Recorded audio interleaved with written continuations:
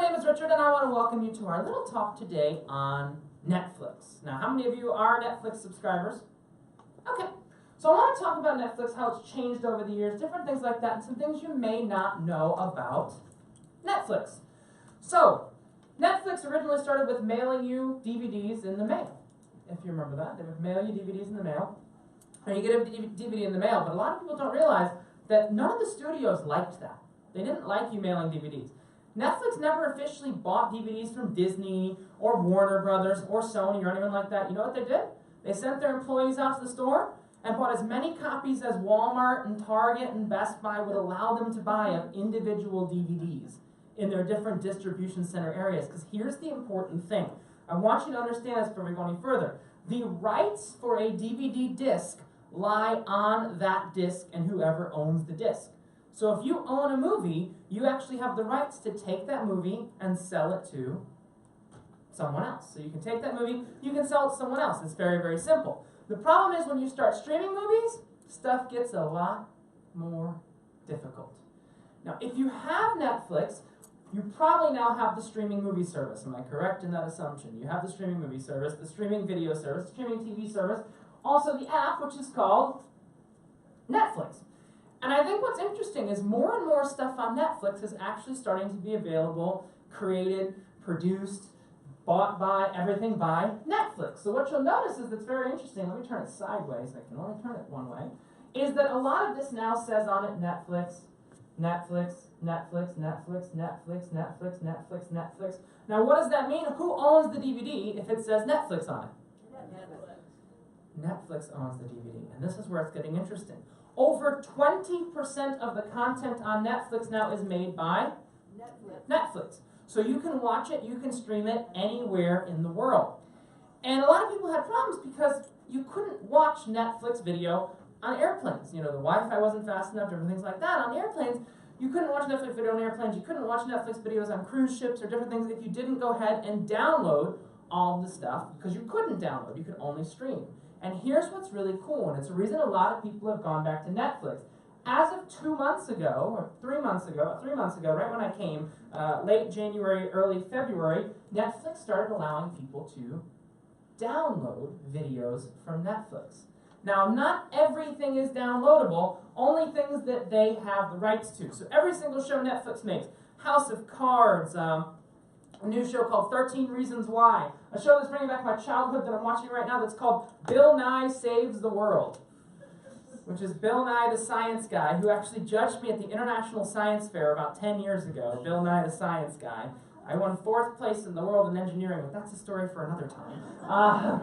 But Bill Nye the Science Guy has a new show called Bill Nye Saves the World, and all these, and here's what's very cool. You can actually go ahead and download any show on a majority of shows, not any show, but a majority of things on Netflix. You actually have a little download button. I think that's what a lot of people kind of miss. So if you have an iPhone, an iPad, an Android phone, or, this is going to sound very strange coming out of my mouth, a Windows computer, yes, I know, very strange coming out of my mouth, or a Windows computer, you can actually download and watch offline anything from a pretty good catalog of Netflix. So all the Netflix shows you can download, as well as there's a thing that says, not my downloads, there's a thing that says, what can I download? Being available for download, and it will show you exactly what is available for download. So I can go in and I can see all of these things. Now just to tell you how good some of this stuff is getting, Netflix is now taking their things that they have on their website and putting them in movie theaters. They're putting them in their movie theaters now. So you can actually, I think in October, they're going to launch a movie first on Netflix and then allow it in the movie theaters. Now, why would that be beneficial? Because it's going to drive more people to come towards Netflix content. But I think the interesting thing is you can subscribe, and any of the content from Netflix you can watch across all of your devices, your iPhones, your iPads, your Androids, all of those other devices, essentially unlimited. You just pay for how many streams you want at a time. So if you have 2 streams at a time, I think it's $10 a month, that's what I have. But there's a lot of really, really good content. And the other nice thing about Netflix / terrible thing about Netflix is when a show comes out, every single episode of that season of that show comes out at the exact same time. Binge watching. So I need to do some paperwork tonight. Do you think I'm going to watch a whole bunch of Bill Nye Saves the World? Of course, I'm going to have Bill Nye Saves the World running on in the background, and I'm going to be able to actually binge watch what is going on Netflix, which is actually a really, really cool factor. Yes, question in the back.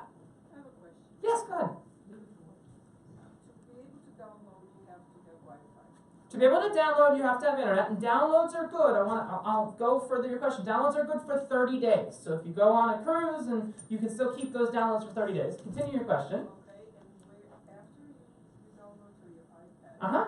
where is it stored? So on your iPad or your iPhone, it's stored on the internal memory of the device.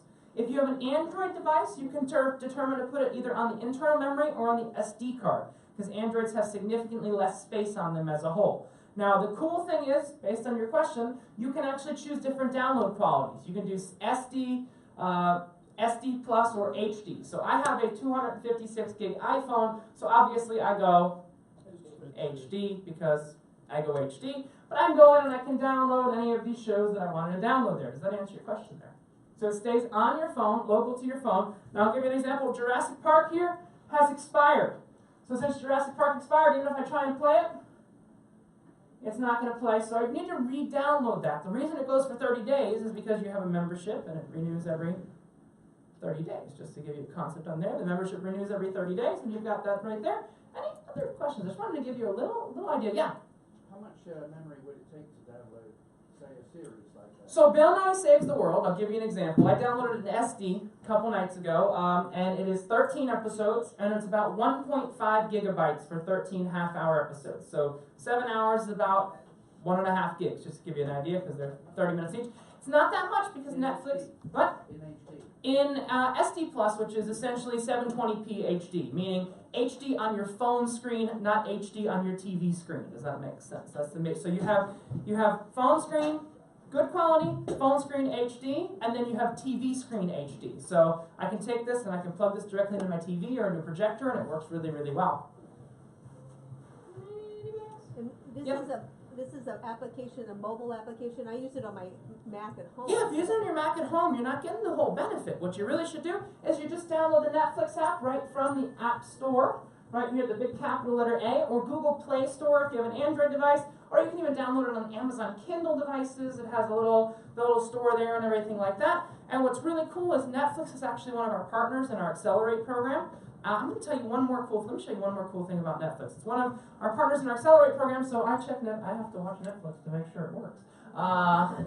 That's the idea. But I want to give you one more cool thing that Netflix did. Netflix has a cool website called fast.com, FAST.com. It's actually run by Netflix. And what's cool is it will actually test your connection speed connecting to Netflix's servers. And it's what I use as a metric to give you an idea. So I'll give you an idea. Geringer Fjord tomorrow, not tomorrow, the day after, don't even try it. But here's what's cool. I can go in, and it'll give me a metric of speed. And just to give you a concept of what's going on here, let me give it a second. It takes a couple seconds to ramp up. But what it'll do is it will tell you what type of video you can stream. So you see this number keeping going up? 500 kilobits is about pretty standard quality video. 680, 700, 780. When you get into the megabit territory, which is 1 point something, that'll give you the types of video you can stream. So you can stream, so we're at 1,000, we're at 1.1, and that'll give you an idea. But here's the cool thing. Netflix has more servers all over the world than anybody else. So it gives you a really cool idea of what's going on, and we can go in and we can see how fast we can touch the Netflix servers, which that means we can actually stream full HD video to a laptop screen or a desktop screen or anything like that. Now, we've got our destination concierge coming in a couple seconds' time, who's going to talk about Flam Norway. But let me give you my recommendation and give you that last tip again that you might have not heard in my first class. And I will be heading up right from here to the iLounge after. If you have any questions, I'm going to be going out that door in a couple seconds' time. Flam Norway. How many of you are taking pictures with your smartphone? How many of you are taking pictures with your smartphone and going on the train? If you're taking pictures with your smartphone going on the train, I'm going to show you something really quick because there's a glass window in the back right here. I want to show you how to get the most beautiful pictures out of the train. I've got my glass window right here. And watch the screen right there. You'll see I get the glare from the seats. How I actually get rid of that glare, I take my phone, I put it directly against it, I tilt it slightly down, and do I have the glare anymore? That is the secret to getting train shots in Flam, Norway. I highly recommend you take the train. On the top of the hill, there is a very, very beautiful hotel. But the good news is you have a very, very beautiful hotel waiting back for you right here in the Celebrity Eclipse. So I'm going to be heading upstairs in just a couple seconds' time. Mr. Ivan, I like to call him Ivan the Terrible, but he's actually Ivan the Very Best. We'll be talking to you about Flam Norway in a few minutes' time. My name is Richard. This has been Netflix. Bye! Tomorrow night, YouTube. Bye!